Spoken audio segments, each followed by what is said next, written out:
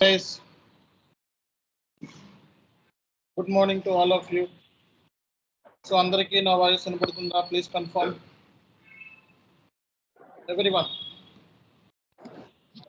Everyone, please confirm. అందరికీ నా voice వినపడుతుందా? Yes sir, వినపడుతుంది. Okay. See guys, మనకి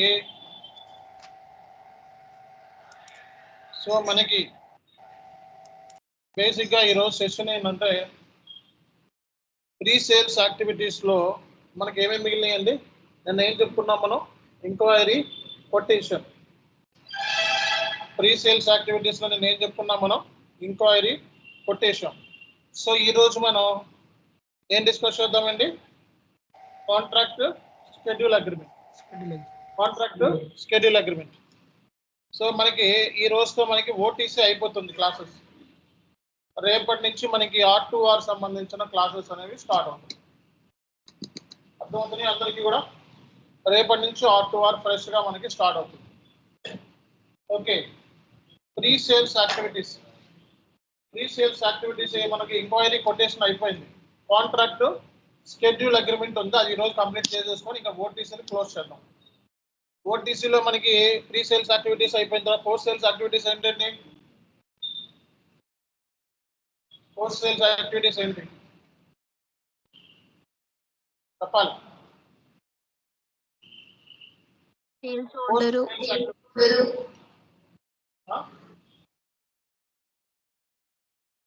చెప్పాలి.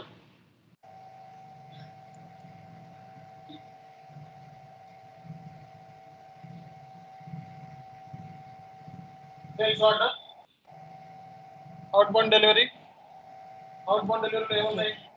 Picking, packing, loading, dispatching. తర్వాత పీజీ అంటే పోస్ట్ కోడ్ ఇష్యూ. తర్వాత ఏంటిది? బిల్లింగ్.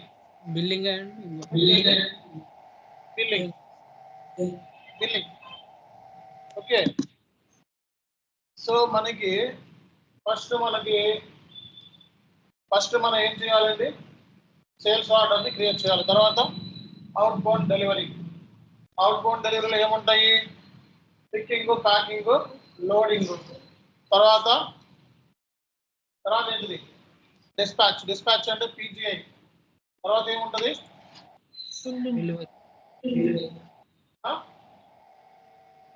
బిల్లింగ్.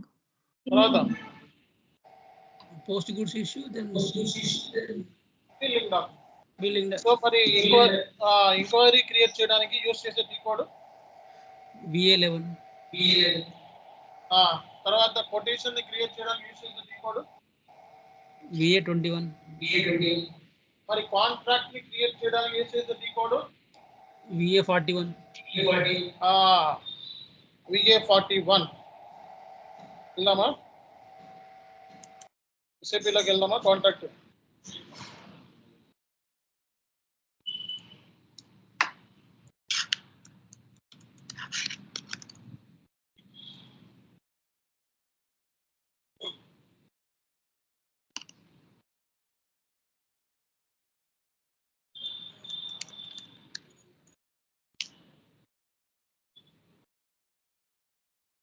ఓకే, ఎస్ఏపీలో మనం కాంట్రాక్ట్ ని క్రియేట్ చేయాలి.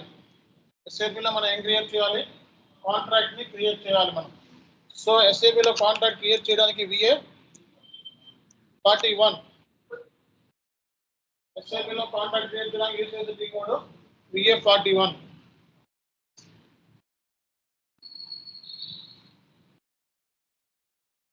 సో VA41 లో మనకి ఏమేమి డేటా ఇస్తారండి? Contract type. సో నిన్న ఎంక్వైరీ టైప్ ఏం తీసుకున్నాం? IN. సో కొటేషన్ ఏం తీసుకున్నాం? QT. కొటేషన్. సో మరి కాంట్రాక్ట్ మనకి ఎన్ని టైప్స్ ఆఫ్ కాంట్రాక్ట్స్ ఉన్నాయి? 2 types. 2 టైప్స్ ఉన్నాయి. 2 టైప్స్ లో మనకి ఏమేమి కాంట్రాక్ట్స్ ఉన్నాయి? Value based contracts, quantity based contracts. So value based contracts అంటే మనకి కాంట్రాక్ట్ టైప్ తీసుకుంటాం మనం. వాల్యూ బేస్ మీద కాబట్టి ఇక్కడ క్వాంటిటీ అయితే ఇది, ఓకే, సర్వీస్ అయితే ఇది. సో ఇక్కడ వాల్యూ బేస్డ్ కాంట్రాక్ట్స్ ఇక్కడ ఉంది చూడండి ఒకటి. ఓకే, మన సేల్స్ ఆర్గనైజేషన్ ఇచ్చేస్తాం, మన డిస్ట్రిబ్యూషన్ ఛానల్ ఇచ్చేస్తాం, మన డివిజన్ ఇచ్చేస్తాం. అంటే సేమ్ అన్నట్లాగే. సో ఎప్పుడైనా సరే ఒక ఎంక్వైరీ క్రియేట్ చేయాలన్నా, ఒక కొటేషన్ని క్రియేట్ చేయాలన్నా, లేకపోతే సో ఒక కాంట్రాక్ట్ క్రియేట్ చేయాలన్నా, ఒక సేల్స్ ఆర్డర్ క్రియేట్ చేయాలన్నా డెఫినెట్గా ఏమి ఇవ్వాలి? ఈ డీటెయిల్స్ ఇవ్వాలి. Contract type, sales organisation, distribution channel. ఓకేనా? Contract type, sales organisation, distribution channel, division.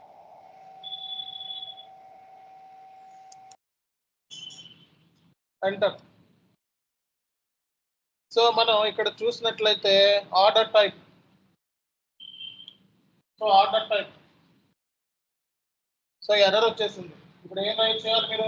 జనరల్గా అయితే ఎండ్ యూజర్స్ కాబట్టి ఎండ్ యూజర్ ఏం రైట్ చేస్తారు? టికెట్ రైట్ చేస్తారు. టికెట్స్ ఎన్ని టైప్స్ ఉన్నాయి మనకి?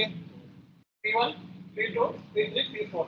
టికెట్ ని రైట్ చేయడానికి ఏ టూల్ ని ఉపయోగిస్తారు? సర్వీస్ లో. సో టికెటింగ్ టూల్ లో మనం టికెట్ ఇచ్చేటప్పుడు ఏమి ఇన్పుట్స్ ఇవ్వాలి? యూజర్ ఏమి ఇన్పుట్స్ ఇస్తాడు? Caller name, caller location, assign to group and time, date.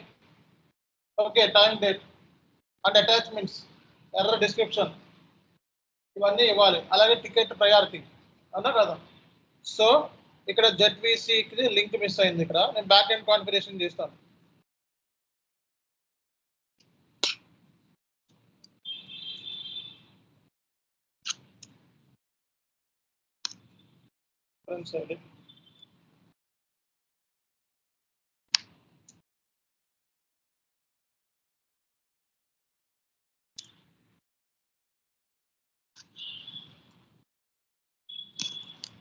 ఏంటిది? జీవీసీ నాది అంతేనా? సేల్స్ ఆర్డర్ టైప్ ఏంటిది? జీవీసీనా? ఏంటిదండి? VA41 లో ఇలాగ ఏం తీసుకున్నాం మనం? GVC. Okay, GVC back end configuration మీకు సంబంధం లేదు.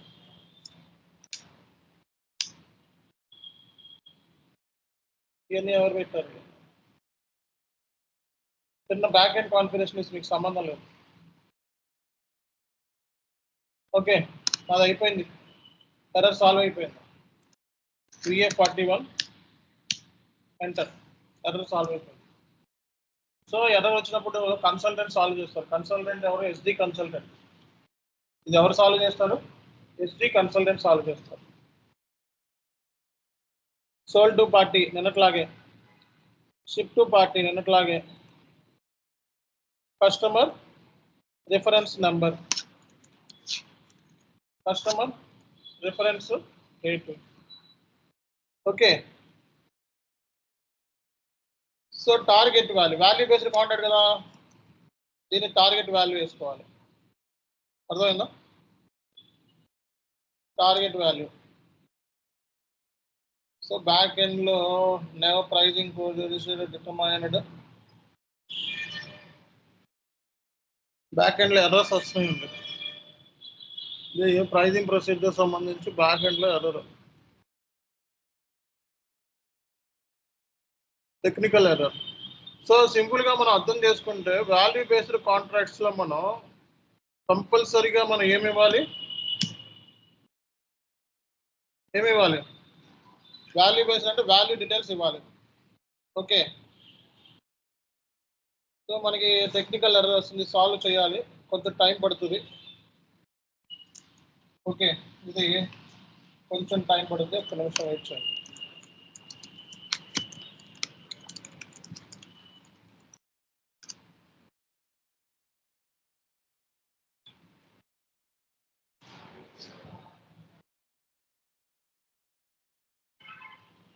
So sales and distribution basic function, pricing and pricing control, some pricing assumptions.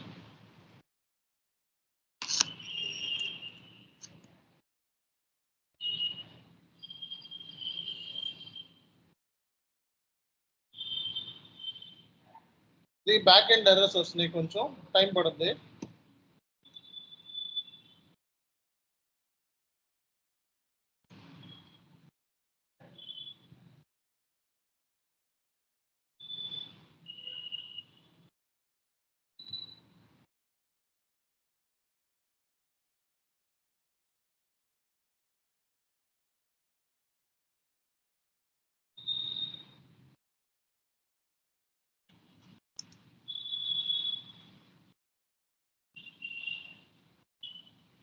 price control.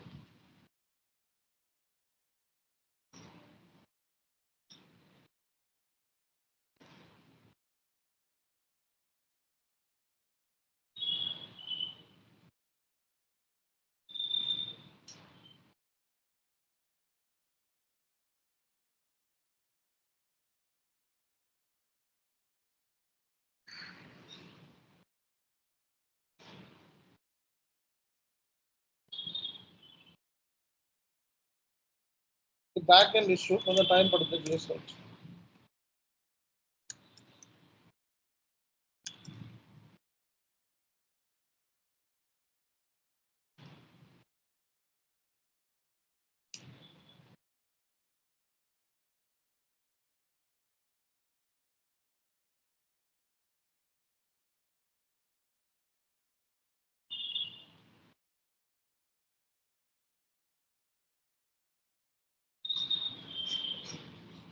Gina.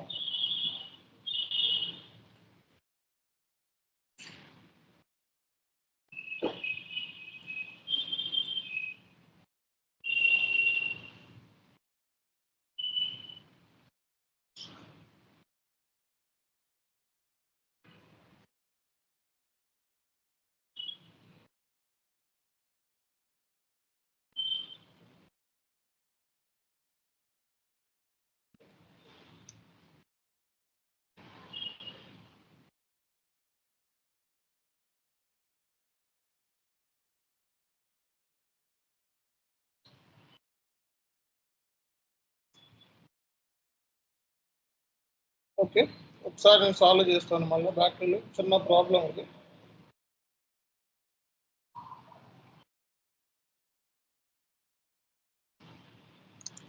EA41 target value. So material, so మనం ఏమైతే మెటీరియల్ ఇస్తున్నామో material. Okay, so issue solve అయింది. So target value, material. Okay, so అలాగే మనకి item category ఇవన్నీ ఇచ్చేసిన తర్వాత ordering party, ఈ కాంట్రాక్ట్ స్టార్ట్ డేట్, ప్రతి కాంట్రాక్ట్కి స్టార్ట్ డేట్ ఎండ్ డేట్ ఉంటుంది కదా. 1 year కాంట్రాక్ట్, కాంట్రాక్ట్ వ్యాలిడిటీ అన్నమాట. ఏ మెటీరియల్ కొంటున్నావు? ఐటమ్, ఈ మెటీరియల్ ఇంత వాల్యూ, ఈ మెటీరియల్కి ఇంత వాల్యూ కొంటామని చెప్పి మనం పెట్టుకున్నాం అన్నమాట. కాంట్రాక్ట్, కాంట్రాక్ట్కి ఏముంటుంది? రిఫరెన్స్ నెంబర్ ఉంటుంది, కస్టమర్ రిఫరెన్స్ డేట్ ఉంటుంది. ఓకేనా? సో సేల్స్లోకి వెళ్తే మనకి, సో దీనికి సంబంధించి సేల్స్ ఇన్ఫర్మేషన్ ఇదంతా. Okay, item overview. సో ఈ డీటెయిల్స్ అంతా కూడా మనం ఒక లైన్ ఐటమ్ కాదు, మల్టిపుల్ లైన్ ఐటమ్ తీసుకోవచ్చు. మెటీరియల్ ఒక మెటీరియల్కి కాదు, 10 మెటీరియల్కి కాంట్రాక్ట్ క్రియేట్ చేసుకోవచ్చు. పద్దాగా ఒకటే క్రియేట్ చేస్తున్నాం కానీ 10 మెటీరియల్కి కాంట్రాక్ట్ని క్రియేట్ చేసుకోవచ్చు. ఇక్కడ మీకు header data, okay, accounting conditions ఇవన్నీ ఇందులో ఉంటాయి. ఓకే, ఈ కాంట్రాక్ట్ సంబంధించిన కండిషన్ ఏంటి? Tax 28%, accounting information, account assignments. Okay, so ఇలాంటి అన్ని డీటెయిల్స్ అన్ని ఉంటాయి. జస్ట్ సేవ్ చేస్తే చాలు. సేవ్ చేస్తే కాంట్రాక్ట్ క్రియేట్ అయిపోతుంది. సో ఇది value based contract. Quantity based అయినా సేమ్ స్క్రీనే ఉంటుంది, క్వాంటిటీ బేస్డ్ అయినా సేమ్ స్క్రీనే ఉంటుంది. మీరు క్వాంటిటీ తీసుకుంటే మళ్ళీ ఎర్రర్ వస్తుంది. సో ఫర్ ఎగ్జాంపుల్ ఇక్కడ క్వాంటిటీ బేస్డ్ అనుకోండి.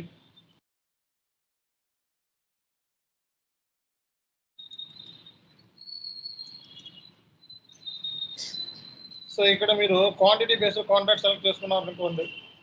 Sales organisation, distribution channel, division, enter. Okay, so మనకి ఇక్కడ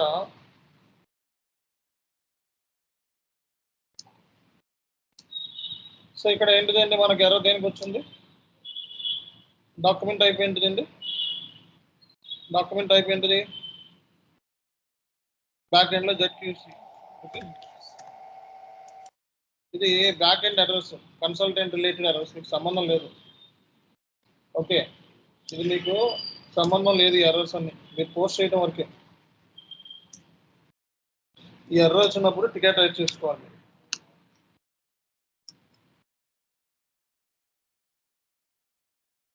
అర్థమైందా? బ్యాక్ వచ్చేయండి. సో VA 41 ఎంటర్ కొట్టాలి, ఓపెన్ అయిపోతుంది, సాల్వ్ అయింది అక్కడ. Okay,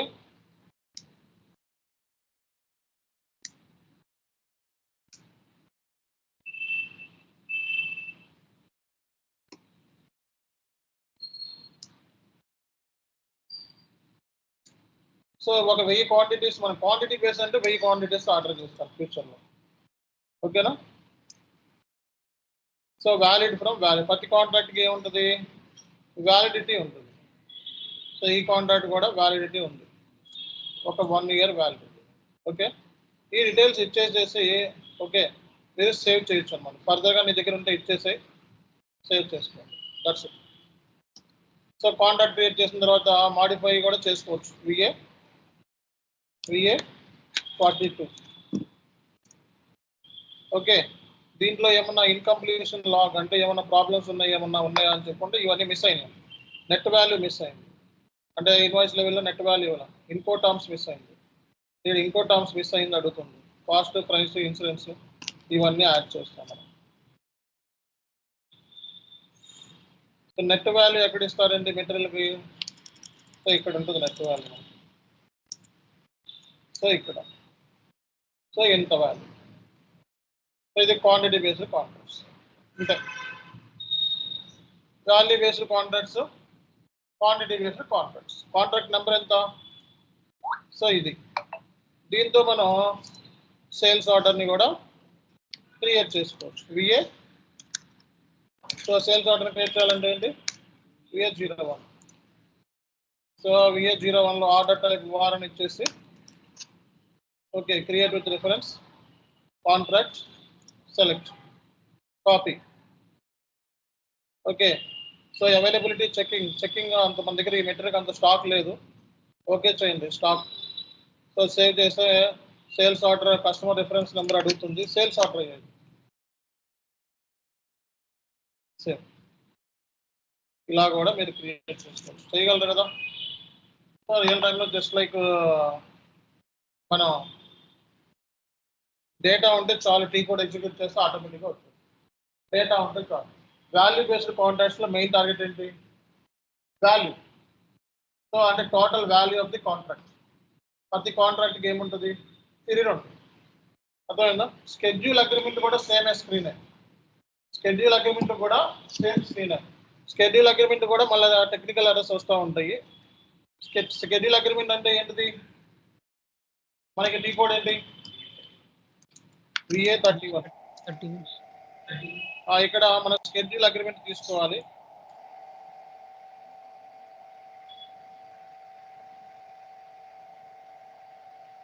schedule agreement. Okay, schedule agreement enter కొడితే మనకి టెక్నికల్ ఎర్రర్. సో ఇక్కడ ZLK అన్నమాట, LK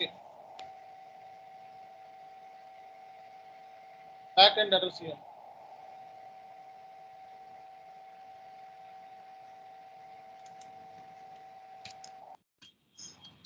ఓకే,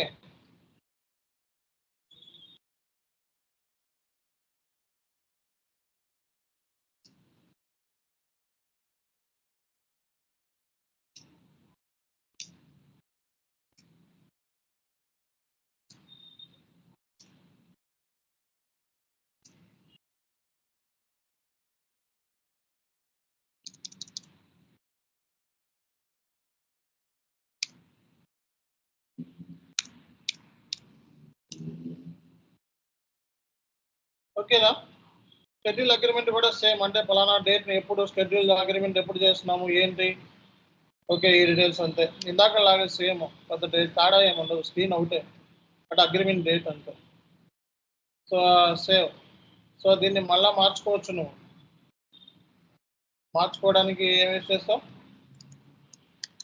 ఇక్కడ ఏదో ఇన్కంప్లీషన్లో ఉన్నాయి మనకి. సో ఇన్కంప్లీషన్లో కొన్ని కంప్లీట్ చేయలేదు అనుకుంటుంది. So ఇన్కో terms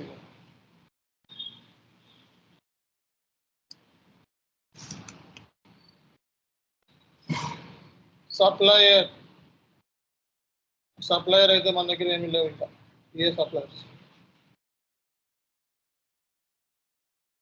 forwarding agent details మన దగ్గర ఏమీ లేవు. ఈ డీటెయిల్స్ మన దగ్గర ఏమీ లేవు కాబట్టి దాన్ని వదిలేయండి. కస్టమర్ మెటీరియల్ కూడా ఏమీ లేవు. ఇది వదిలేండి. డేటా ఉంటే ఇస్తాము, లేకపోతే వదిలేస్తాం. ప్రస్తుతానికి రియల్ టైంలో అయితే ఈ డేటా మీ దగ్గర ఉంటుంది. ఓకే, ఇన్కంప్లీట్లోనే సేవ్ చేస్తున్నాం. మా దగ్గర డేటా ఉంటే ఇస్తాం, లేకపోతే సేమ్ స్క్రీన్స్ ఒకటే అని చెప్పి చూపించడానికే ఇది. అర్థమైనా? సో స్క్రీన్స్ ఒకటే అని చూపించడానికి ఇది. సో మనకి ఇక్కడితో మనకి ఓటీసీ కంప్లీట్ చేసుకున్నాం. Pre sales activities, post sales activities అయిపోయింది.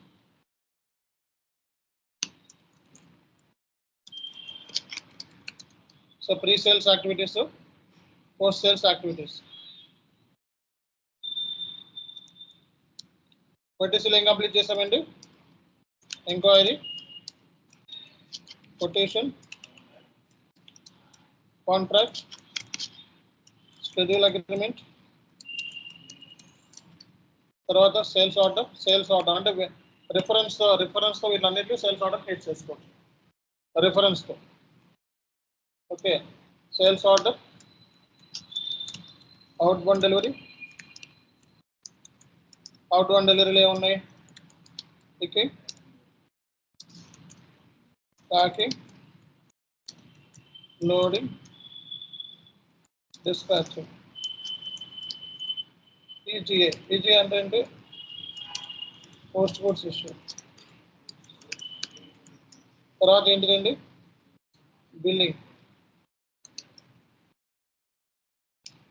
తర్వాత ఏంటిది? Enquiry, quotation, contract, schedule agreement, sales order, outbound delivery, picking, packing, loading, billing. ఓకేనా? ఇది ఓకేనా? అందరికి అర్థమైంది కదా? ఇది మనకి తప్ప. ఇవన్నీ అయిపోయినాయి మనకి. ఇవే కాకుండా మనకి cash discounts, down payments, payment types, methods, payment arms. Okay, ఇవి కూడా మనం డిస్కస్ చేస్తాం.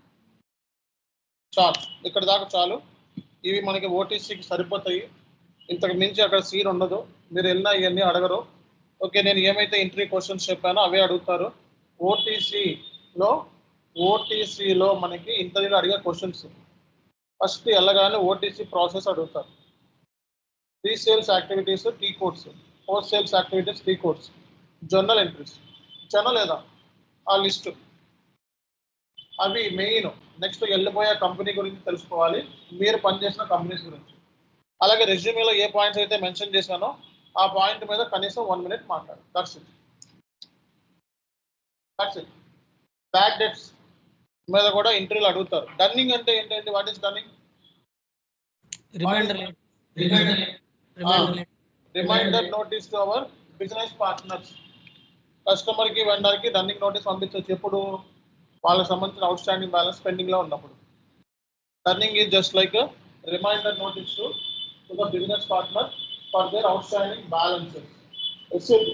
ఎస్ఏపీలో మాక్సిమం ఎన్ని నోటీస్ పంపించవచ్చు? ఎన్ని డన్నింగ్ నోటీస్ పంపించవచ్చు? ఎస్ఏపీలో 9 డన్నింగ్ నోటీస్ పంపించవచ్చు. కానీ కంపెనీ 4 లేదా 5 పంపిస్తాం, బిజినెస్ రిక్వైర్మెంట్ ఉంది. ఓకే, నోటీస్ అంటే ఏంటి? బాబు డబ్బులు కట్టండి అని చెప్పి నోటీస్ పంపిస్తాం. ఆ నోటీస్ పంపించడానికి ఉపయోగించే టీ కోడ్ ఏంటి? రాసుకోండి. Dunning notices T code F150. Dunning notice T code ఏంటి? F150. That's it. ఇంకా అందరికీ సీన్ లేదు. ఓకే, సో ఎక్కడితో మనకి ఓటీసీ కంప్లీట్ అయిపోయింది. రేపటి నుంచి మెల్లగా R2R క్లాసెస్ కూడా మనకి స్టార్ట్ అయిపోతుంది. ఇక్కడితో మనకి ఓటీసీ అయిపోయింది. రేపటి నుంచి మనకి R2R క్లాసెస్ కూడా స్టార్ట్ అవుతున్నాయి. ఓకేనా? సో ఇందులో పర్టికులర్గా R2Rకి జాయిన్ అయిన వాళ్ళు చార్ట్లు వేసి పెట్టండి.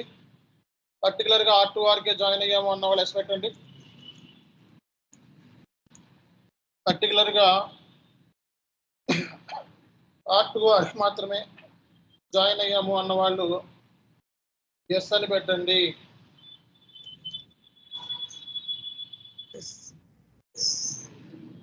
సో పర్టికులర్గా R2R కి మాత్రమే జాయిన్ అయ్యాము అన్న వాళ్ళు ఎస్ అని పెట్టండి.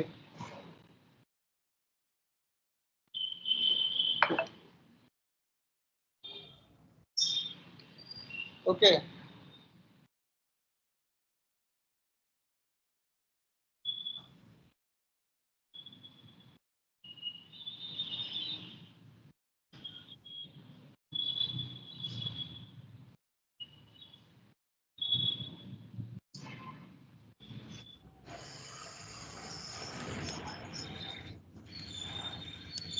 ఓకే. పర్టికులర్గా R2R మాత్రం జాయిన్ అయిన వాళ్ళ నేను ఎస్ అని పెట్టండి. ఓకేనా? ఓకే, సో మనకి రేపటి నుంచి R2R క్లాసులు స్టార్ట్ అవుతాయి. మీరు ఎన్ని ఒక మోడల్ నేర్చుకోండి చాలు. R2R అన్న, OTC అయినా, P2P అయినా ఒక మోడల్ నేర్చుకోండి, ప్రాపర్గా జాబ్కి వెళ్ళిపోండి. ఓకేనా? Thank you very much. All the best for your future success. From tomorrow onwards, we have R2R classes. Okay, now? Thank you.